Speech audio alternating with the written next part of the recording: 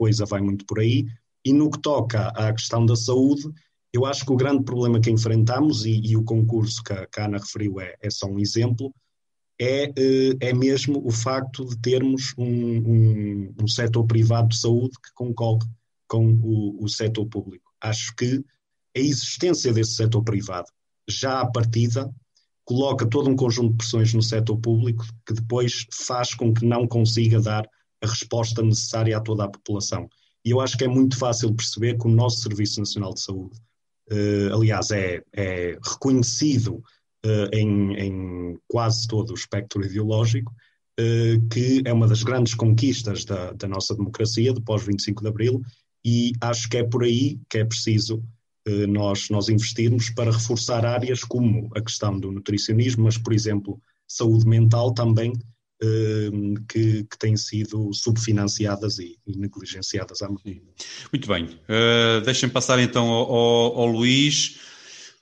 Luís, e aqui, portanto, pegando quer no atletismo e neste exemplo de que se vão abrindo novos equipamentos que as pessoas podem utilizar e servirem como exemplo para que as pessoas tenham uma vida saudável com exercício, o problema então, e conseguir conjugar aqui estes dois assuntos, o problema da obesidade infantil. Qual é a tua perspectiva? Preocupa-te também esta obesidade? Eu estou-te a ver, as pessoas em rádio e no podcast não te estão a ver, mas eu estou-te a ver, tu és um homem elegante, portanto a obesidade é coisa que te preocupa? Acho que a obesidade, e em especial a obesidade infantil, acho que é um assunto que deve preocupar toda a gente. Especialmente neste último ano, em que o sedentarismo tornou-se uma preocupação maior, as pessoas ficaram em casa, com teletrabalho, confinadas, sem muitas vezes até poder fazer as atividades normais do dia-a-dia, não é? Até uma simples caminhada às vezes se tornou complicado durante este tempo, e todas essas condicionantes acabaram por certamente agravar este problema da obesidade. E acho que relativamente a isso, o Duarte resumiu muito bem a importância que a escola e a educação deve ter nesse ponto de vista, na parte de educar e também de sensibilizar para melhores práticas de saúde e alimentação, que acaba por ser muito, muito importante. E relativamente ao atletismo, fiquei muito satisfeito com esta homologação por parte da Federação do Desporto, por parte da Federação de Atletismo, exatamente, porque nós temos excelentes atletas em Penafiel, em especial não desprezando os outros, mas em especial na minha freguesia. Sim, vocês tiveram agora há dias uma campeã que é GNR também. Aliás, o GNR hoje está aqui, aproveito já para lançar os próximos temas, porque a GNR está aqui em evidência no programa de hoje. Mas não indo já para os dois temas seguintes, deixem-me só colocar esta questão aos três. Até que, porque eu estava há pouco aqui a pensar, a recuperação de hábitos, ou esta ideia que nós tínhamos vindo, que eu penso que a sociedade portuguesa tem vindo a trabalhar nos últimos tempos, que é preciso combater a obesidade e a obesidade infantil em particular com estilos de vida mais saudáveis. Depois de um ano de pandemia, fechados, os jovens e os mais jovens, as crianças, foram obrigadas a ficar em casa, a olhar para o computador e a brincar com o telemóvel. Portanto, foi-lhes dito para eles ficarem em casa a fazer isto. E agora, como é que vamos conseguir outra vez? Não, vocês afinal, agora têm que ir para a rua e ir para a pista de atletismo, correr, para não ficarem redondinhos como o Zé Carlos. Ora, como é que vamos conseguir fazer isto aos mais... E começo... Estavas tu com a palavra, Luís. Achas que vai ser fácil? o mais rápido possível, que temos que avançar para os próximos temas. Acho que não será fácil, mas existem aqui na Fiel muitas associações e muitos clubes desportivos e certamente com a cooperação de todas as entidades conseguiremos puxar pelos jovens e voltar a que esse exercício seja uma prática diária. Mas não é fácil, não é, Duarte? Não será fácil voltarmos outra vez a convencer os mais jovens de que afinal não têm que ficar em casa a olhar para o telemóvel. Não será fácil, certamente, mas é tal questão. É imperativo. É imperativo investir enormemente na pedagogia, não só dizer às pessoas que têm que fazer isto, e sobretudo às crianças, têm que fazer isto porque é importante, não é? Não, é explicar detalhadamente para que as pessoas que, sendo crianças, cresçam desenvolvendo esses hábitos também por sua própria vontade e não só porque lhes é dito que isso é importante. Portanto, aqui a pedagogia será fundamental.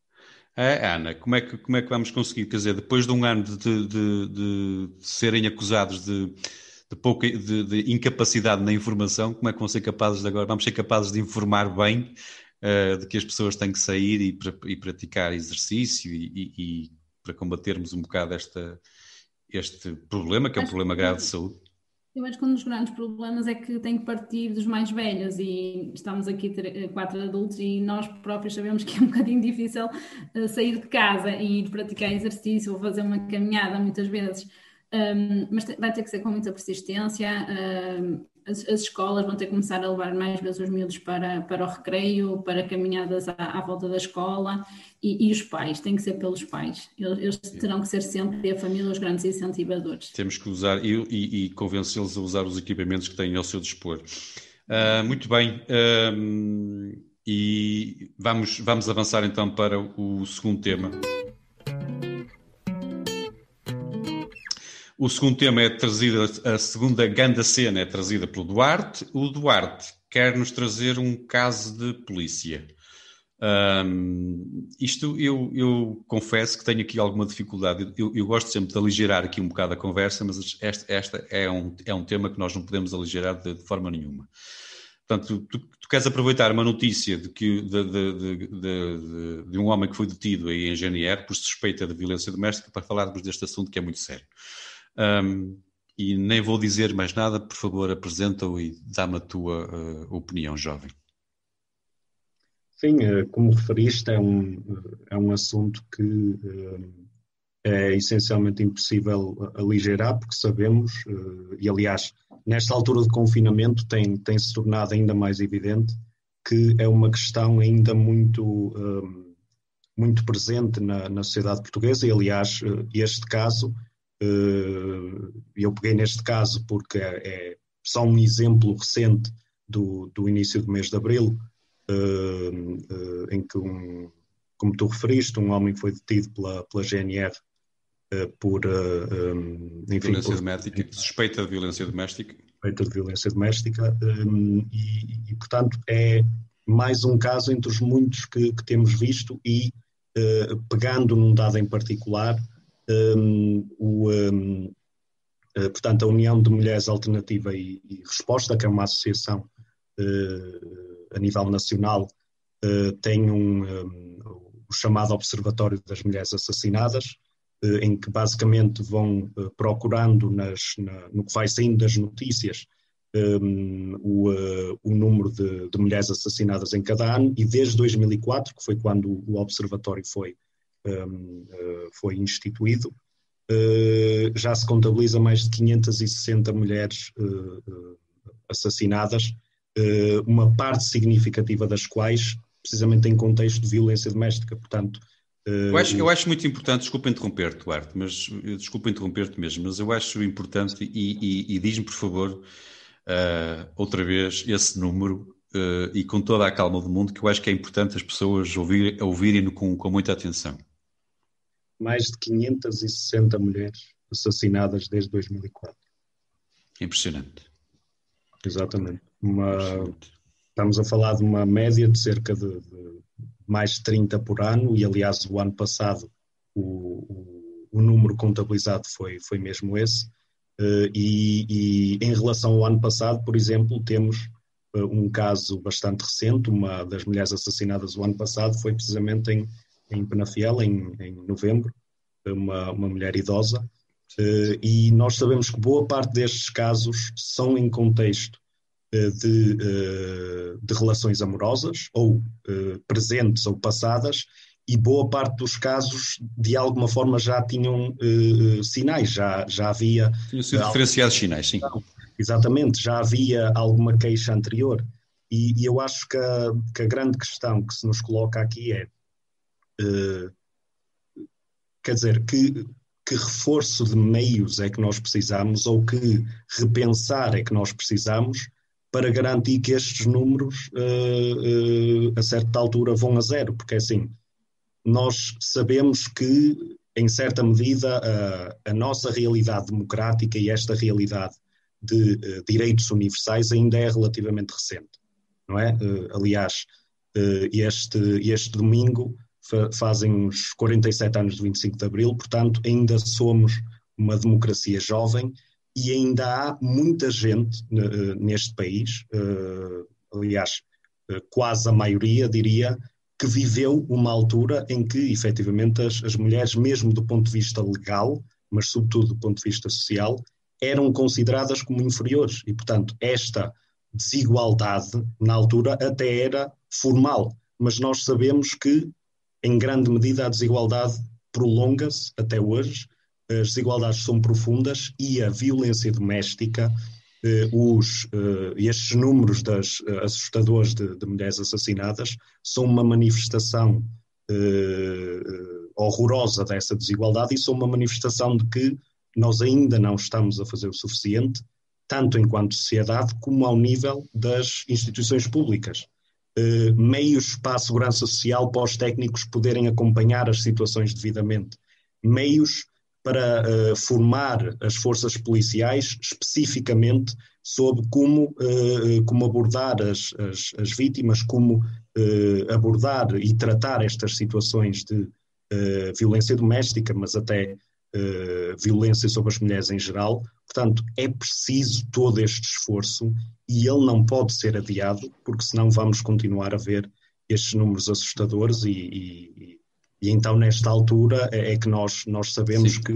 Nós ainda não temos uma ideia muito real do que aconteceu neste período, não é? Exatamente, e só para referir, que, no sentido do que estás a dizer, nesta altura da pandemia, a única coisa que nós sabemos... Eu acho que estamos todos a enfiar a cabeça assim para baixo, nem queremos ouvir ainda, não é? Deixa-me passar então ao Luís. Luís, tendo em conta estes números, e aqui eu se calhar vou-te provocar um bocadinho, mas porque o Duarte fez referência de que seriam também pessoas que, quer dizer, que se lembravam de que há 47 anos ou antes dos 47 anos as mulheres eram olhadas de ligeiramente diferentes. Mas existe muito a preocupação e existe muito também esta ideia, esta noção de que a violência contra as mulheres acontece junto dos jovens. E o Duarte não disse o contrário. Portanto, mas como é que vocês acham que se pode combater este flagelo? Qual é a tua ideia, a tua perspectiva? Como é que tu achas que se pode combater? Eu queria ouvir assim um jovem pensar o que é que se pode fazer mais, porque realmente parece que é preciso fazer mais qualquer coisa. Parece que andamos a falar nisto há uns anos. Repara, o Duarte trouxe números 2000. Exato. 500 e tal vítimas desde 2004, acho que é um número muito preocupante e é aterrador. E de facto, ainda é mais assustador quando a maior parte das vítimas tem como agressor aquela pessoa que lhe são mais próxima, que vive com ela todo o dia, os familiares e por aí fora. E acho que há um papel muito grande, e acho que as estatísticas também dizem isso, que é o seio familiar, que